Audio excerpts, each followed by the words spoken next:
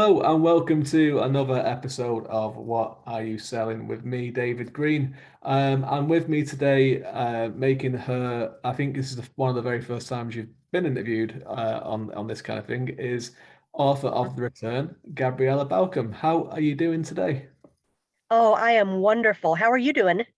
Very good. It's like, it's nearly the end of the day here, so it's been a full day already. So this is what I do to relax in the evenings. Well, it's early day for me. Right here, it's almost lunchtime. Excellent, excellent. It's Texas around that way, is it? You're right, is it? I live in Texas, correct? Yes, see, the memory is good because obviously we've kind of knocked around in the same. We're in a lot of the same books actually. A lot of anthologies that we've kind of done together. This is the first time we're actually speaking outside of like congratulations on more acceptances or something like that. Thank you, and to you too. And yes, we have been in a lot of anthologies. I see your name pop up all over the place. Not quite as much as it used to. I've taken a little bit of a step back from that. It was kind of crazy during the pandemic, because it was just something to kind of keep your mind active. Or at least it was for me, and it almost became kind of like it kind of became addictive when you just look for new calls all the time. It's like, right, I've got to write for this, I've got to write for that, and yeah, I don't know if you Sure. ever felt like that as well. I have, and with me, I don't know, with me, it's not so much that to keep myself occupied during the pandemic because I was still working full time and going back and forth throughout the whole thing. We weren't allowed to work from home at my job. Right. But with me, I would see all these interesting things and I would immediately get ideas. And I wanted to do them all because they'd just be floating around in my head. And I hate not doing things that I can. So I would overload myself. And yeah, I was submitting things all over creation. I still am, but not quite as much. Um, and for people that are watching on YouTube or are listening on Spotify or Apple Music, if this is the first time that you are on the channel, please do subscribe to us or follow us because we have lots more author interviews on the channel. We have live readings, and we also have the Wheel of Time show that we do as well called Easing the Reader. Which, if you're into the Wheel of Time, the show or the book, there'll be something there for you to check out. So, Gabriella, what is it that got you into writing? I mean, how long have you been writing for in the first place? Uh, Amazingly, I've been writing, it feels like forever. And I know that sounds weird. Just my mom had been a teacher, so she taught me to read and write when I was, I mean, very little. I was one when I was writing my first like ABCs, wrote Right. my first stories when I was 3, 4, 5, 6. And I was just always writing pretty much up until I married. And I was busy with a million, well, yeah, kids, marriage, jobs, and then my divorce. And then I was even busier and I stopped writing altogether. But the ideas were still floating in my head, driving me crazy. So I couldn't hold them back anymore. And I started writing again in 2012. And literally, it was like floodgates. Words were just rushing out of me. I was writing thing after thing after thing. Now, they probably were kind of lousy things and not put together all that well, but I started writing to submit things and to maybe have things published at the end of 2017. I suddenly had this idea maybe I could make some money with my writing. And I got on Facebook. First time I was using it, first time for my writer groups, found a call almost immediately, wrote my first stuff, hired an editor again, first time. And from there, it's been, I mean, I love writing. I love putting things together and just everything. I love everything about it. And it feels like I've done it forever. Yeah, well, it sounds like you've been doing it for a very long time, and obviously you're very successful with it because, looking I, at your body of work that you have, especially with the anthologies, is not only is there a huge number that you've had there, it's a lot of different genres that you kind of go across as well. There's horror, there's sci-fi, there's fantasy, there's I mhm, think some romance stuff as well. I And do. and I, obviously mhm. yeah. So what was it that is there one in particular that you are drawn to, or would you go and read yourself, or are you open to everything? Truthfully, I'm open to everything. I mean, when I read a million different things and I love them all. Like I love mysteries. Okay. But I don't think you could find anybody who loves sci-fi or fantasy more than me either. I just and when the idea it's literally when the ideas pop in my head, when scenes or characters pop in my head, or even conversations, it's horror, it's fantasy, it's romance, it's kids' stories, it's a little of a lot of different things. Mhm. And where do you get those ideas from? Because obviously that's one of the things that because I'm similar to you in that regard, where I like I have a lot of interests, and I've kind of moved more into fantasy with my my solo stuff. But when I was doing short stories and stuff for anthologies, I would go across the whole kind of genre. So, Mhm, but I mhm. thought some people sometimes, and they're kind of like, well, I can only think in this kind of way. Like any idea I get, it goes into this direction. So where do you get your ideas from, and how do you kind of keep them into that? Say you have an idea and you can say, okay, I want this one to be a horror story. I want this one to be a children's story. How do you keep them in that path? Okay. And the interesting thing is that when they come to me, I mean, and they do, most of my writing just comes to me. And I'll give an example. Right now, I don't have internet inside my home. I turned it off long ago so my kids would like quit spending so much time doing stuff they shouldn't and get jobs. So I'm sitting outside. I'm sitting outside in my yard and I'm looking at the trees. And there, I mean, little hints of snow left over because we had some snow and ice the other day. And then my son over here chopping down parts of a tree that had already fallen with the bad weather. And just watching him with the tree, I had an idea for, a tree coming to life that's been dormant, lying there in wait to pretty much come and save a people.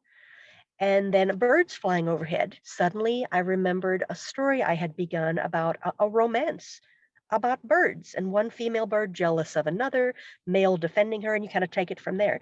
I just look around me. I hear a song, I see a picture, and automatically I get a lot of different ideas. And when they come into my mind, usually I already know what they are. They come to me almost fully formed. I already know this has fantasy elements. This here, there's already a sort of romantic, wistful tone to it. This other, ooh, I can imagine that thing stalking somebody and just killing them. I mean, so they come to me that way. The hardest thing for me is to record the ideas once they come to me because there are so many. And it's hard deciding which ones to focus on. And here you're laughing. You're probably that's okay. Kindred spirits. I bet you're like that too. Yes? Yeah, and that's the thing about not really doing much short stories anymore. It's like I'm kind of like I'll be working on a novel, and I'm like, I have this idea. Can I work it into the thing that I'm already working on? And then it's like, well, this was going to be 80,000 words, but now it's going to be about 120,000 words. It's like, well, Okay, okay. Yeah, and I when I write things, I write a bunch of different lengths. You mentioned the anthologies. I do drabbles. I love them, especially like if I'm overworked, overstressed. Drabbles, though, there's time to deal with, to work on them, revise, get them how I want them. I write poetry. I write short stories. I write novels too. And again, it's hard sometimes fitting in or deciding rather which one to work on, plus finding the time to fit things in, period. Like right now, I have a short story that began as 9,500 words. The last few days, I was homesick and I've expanded it into 18,500 words. And that's a novella that I hope to be releasing later on this year. But just I have so many ideas and so many things I want to work on. That's the hard part. and can you work on multiple things at one time, or is it you Yes. have to work on the one thing and get that finished and then move on? Oh no, I'm able to work on several. And I have another. So I have a sci-fi I had begun about people kind of suck through a rift in space, ending up on a planet that's largely desert. I I mean, I worked on that to the point of maybe 25,000 words, came to a standstill, put it aside. But of course, at the same time, I think I'd worked on maybe like 20 or 30 other drabbles, sending off two or three other short stories. So I work on something to a certain point. If I don't feel quite as enthused anymore, or my ideas have dried up momentarily, I just open up another one of my files, or I grab one of the ideas, something that I know I want to work on, and I usually keep them close to me, note cards, notebooks, or I might just stick them up somewhere on my wall so I can't forget. I'll just move from one to the next to the next to the next. So, in terms of your own kind of read and your own inspiration, obviously you have such a wide variety of things that influence you. Is there anything that you kind of read that really kind of stuck with you from an early age, or something that you've discovered later in life that you kind of look at as something that's inspired you? Truthfully, writing and books, it's the whole subject of books in and of themselves, rather than a specific genre or a specific story. And I'll mention something very briefly that I told people for the first time, I think sometime earlier last year. I was an abused child. And I won't go into detail, but I badly needed positive things in my life. And books provided an outlet. I mean, literally, they were a magical world I could step into, a place I could read about wonderful people, wonderful creatures. And from the time I first was able to read, I devoured books, one after another, after another, after another. So it's books themselves that were the inspiration, just the knowledge that you can open a book and go somewhere else and transport other people the same way through your own writings. Yeah. Oh, thank you for sharing that. That's that's very brave of you to do so. And that's something that um I can emphasize with and agree with the books as well. Like, they are a wonderful escape, and it's a great gift to give to other people. If you get even one person read some of your work, and it resonates with them, it's a wonderful feeling to have as a writer. Hmm. True. I agree. Yeah. So last year you brought out your first solo book, which is published with Black Hair Press, The Return. So this is part of a larger series of all, but they're not none of the ones linked. It's just a series of I think it's underground is the theme, isn't it, for different authors to work on. But this is your own standalone novel. It's available now on Amazon, and it's on Black Air Press's website and other places, and all those places you can find below for people that are listening and are watching. They'll all be in the show notes. So, Gabrielle, tell us a little bit about The Return. What would if say this was you're on the Tonight Show and you had to kind of give it a quick introduction to get people interested in it? What would you say about it? Okay. The world has no idea about the facility hidden underground. It's the year 2027, and the wealthy investors that are funding this facility want it to stay secret.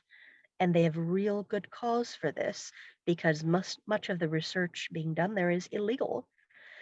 2030 comes along, and by then, these people there at the facility have started doing research with feline service units. They're designed strictly for service, strictly to be pretty much laborers. But the scientists and researchers are also working with HRs, human replicas. Human replicas have no rights. They're treated like nothing but parts. They're going on missions. More are dying. Again, the world doesn't know. If human rights activists knew, they would be screaming from the rooftops. But tensions are building there in the facility underground. People are getting more and more frustrated, more and more tense. And even one of the top scientists who works there has had about enough. Nothing is how it seems. Sounds great.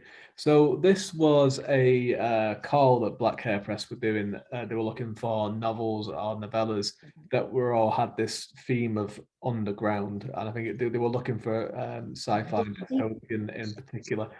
When you saw that call, how soon did you get the idea for this, or did you have the idea before you even saw the call? Because that happens sometimes where you have an idea worming away inside you, and then you see a call for something, you're like, oh, I have something for this, or I have an idea for this. Yes, as soon as I read the call, and it was titled Deep Underground, as soon as I saw the call, in my mind, a medical facility just popped in there. and people kind of treating others in a way that, was not right. I could pretty much picture some of the research being done.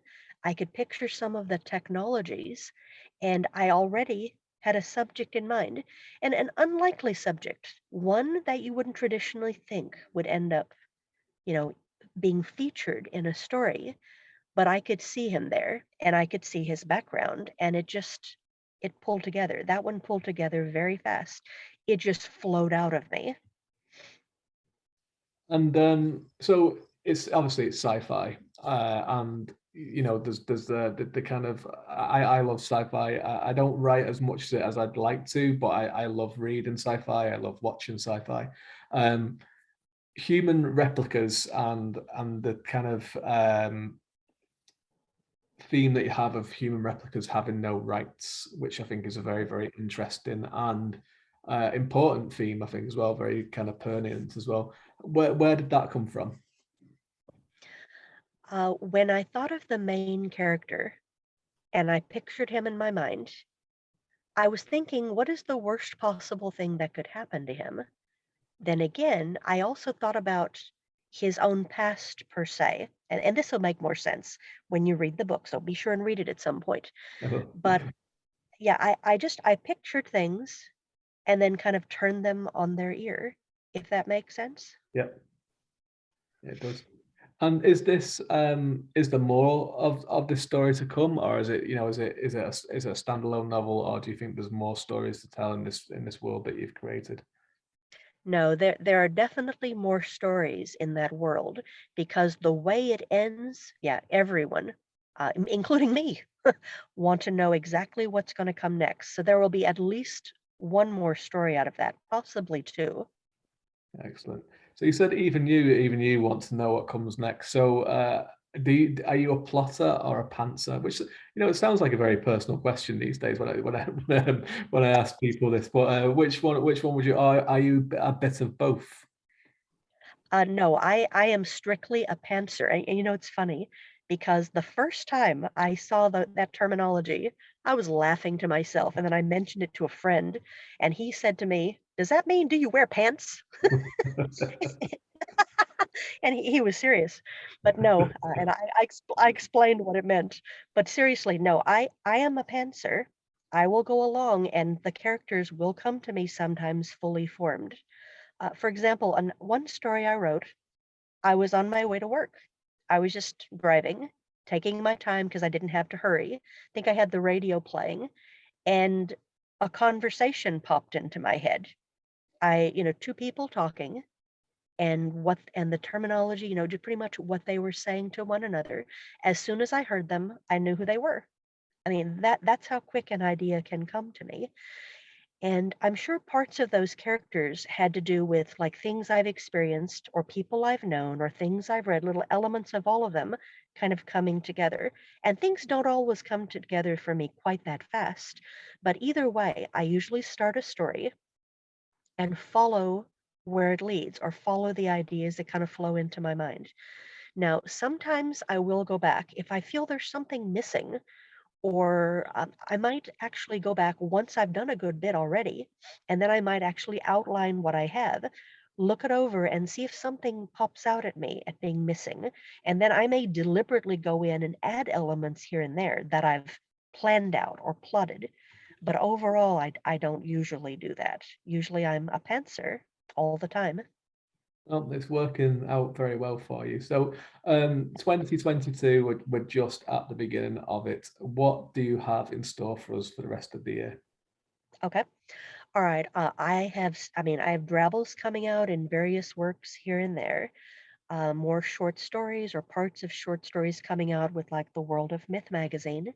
More publications coming out through Black Ink Fiction. More things coming out through the Inner Circle Writers Group, the Clarendon House, their free magazine, just a bunch of stuff like that. But I will also have at least two works that are entirely my own coming out, and I haven't announced them yet, but I will be. One's going to come out in April. That is sci-fi, and I'm working on it right now, and I am just, oh, I love it. I love it, so I really hope everyone else will too. The other one is strictly horror, and it's going to come out at the end of the year, and it's already been accepted for publication. The first one I think I'm going to self-publish. Other than that, like I was looking at my computer earlier, I've got my laptop, my screen, my desktop is covered in folders. I got to go through there and weed some stuff out and move things to the side before they all go who knows where, get lost in space. But I have several other things I want to work on. And again, they're in different genres. I have a romance, several fantasy, several, I mean, just I have all kind of stuff. I get myself lost sometimes. Well, it's good to get yourself lost in worlds that you've created. But it's great. It's fantastic to hear that you've got two books now and one pretty soon as well. So really looking forward to hearing about that.